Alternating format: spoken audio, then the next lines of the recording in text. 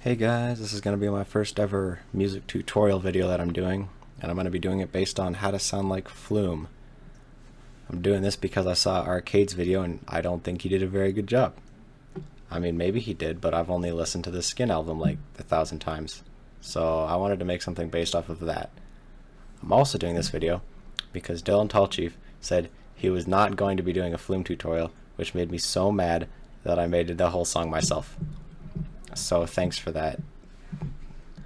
Cool. Also, I didn't use any Flume samples because I'm not a cheater. I made everything myself in either Serum or I used some free sample pack that Cymatics threw at me because they do that all the time. They're pretty great. And I hope you enjoy. So let's start by going over how I actually made the track. I started the whole thing by building these chords right here. And I just took 2 chords, trying to keep it simple, pretty much, because a lot of the time that's what Flume does in his songs. He doesn't go crazy with the chords he uses. So I started with an A minor, then I went to a D minor, on the key of A minor because I'm lazy. So I built that all together. I left some room for some percussion breaks because there's a lot of those in his songs and they sound really nice, so I took a good amount of time building those up.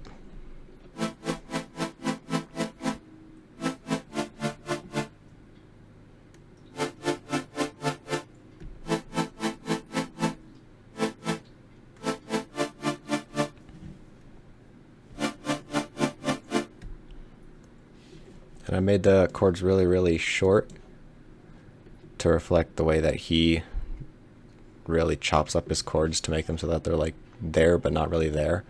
And I also used some effects. I used a bit crusher because he seems to use either a bit crusher or an amp on a lot of his chords to make them sound a little bit grittier. And I also used this one unison saw right here to make it sound less smooth. Like, it sounds kind of gritty now because of the saw right here. Without it here, it sounds way more smooth than his normally do. And I didn't want to over crush it, so I just added a single saw to build that back in. And for the other effects, I just used Dimension because I like Dimension. I used a reverb that's, I think, is building like this. Yeah, it follows the LFO, and I just EQ'd the bottom frequencies out to make room for the 808 I put in. So this is something that he doesn't normally do in his songs, but I put an 808 in because he does use an 808 in a lot of them, just not normally in the same ones that have the big chords. So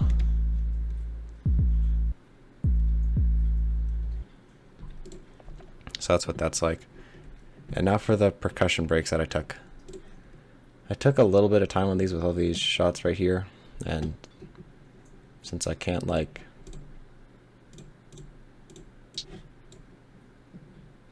do that, it wants me to buy a better version of FL Studio Fruity Gang for life. I had to put them all into patterns and drag them on and chop them up like that. So the ones I made are this one, and I tried to make it sound kind of weird by keeping a lot of parts off the grid, like this one. I also have these rides right here. These long stretched out rides that I saw in Never Be Like You. And I like the sound a lot, so I put it in a few times. And little breaks and such. Like right here. And I use the 808 hits. And another thing I did was I got these other stretched out sounds just kind of thrown in there.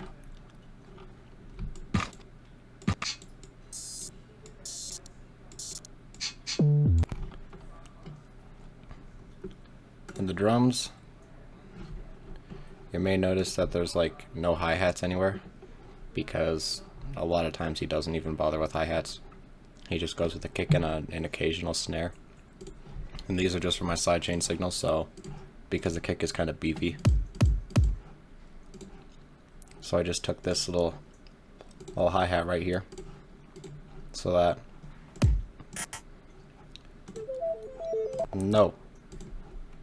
so that it limits to that, so I can change how long it lasts and it doesn't go distorted. And that's where I started building the song from. I also have this part right here, which is just bigger with more bit crush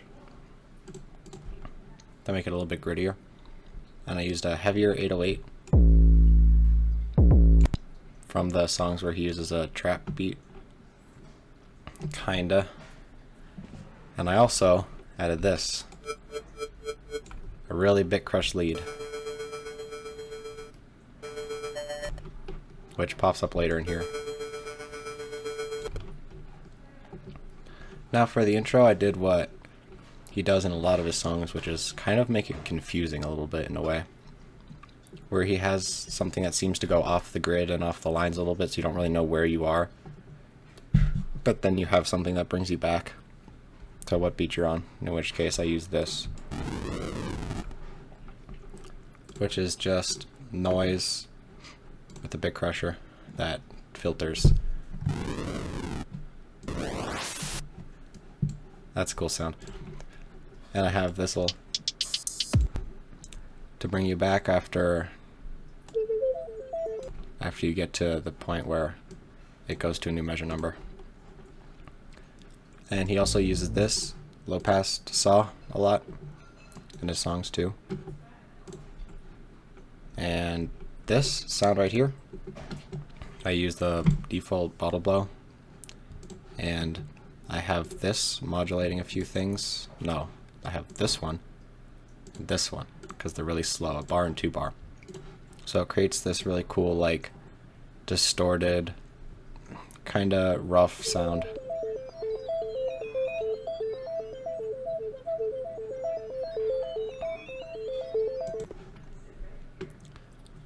And then to add some texture, I added a lower octave fading in and out with the velocity.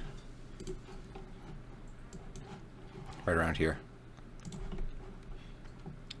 And I just have like kicks and snares that happen sometimes. And then for the next part, to keep it interesting, I added and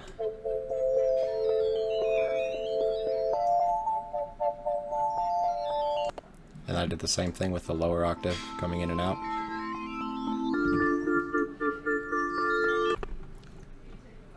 And I have a pause here with just a snare, cuts out a few times, like right here and here. And then we go into the actual drop part, which sounds like this with all the parts put together.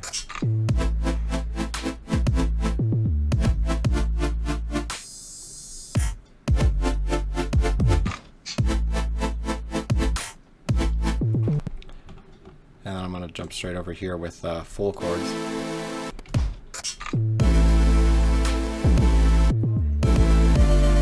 The more distorted 808.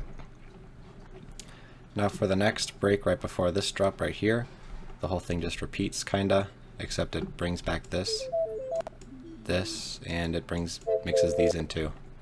So it gets kind of messy, but I'm bad at producing, so it's fine.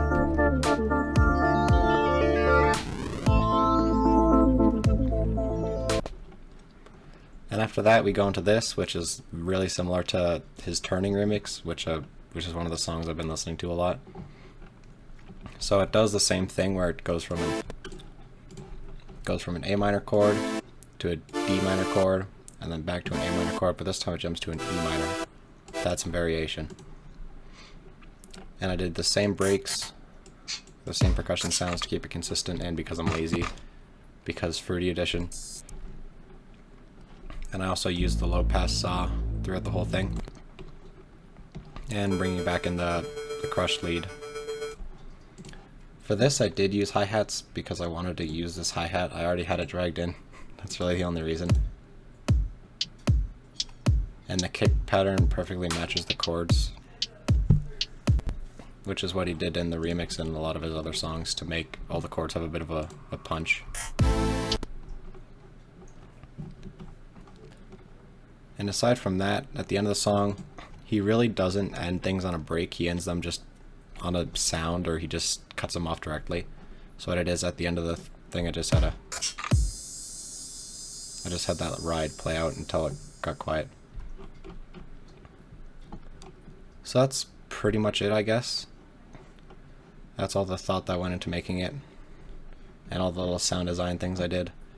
I didn't use any presets because that's cheating. So I normally make my own 808 sound, but I'm lazy, and I wanted to use this one because it sounded good.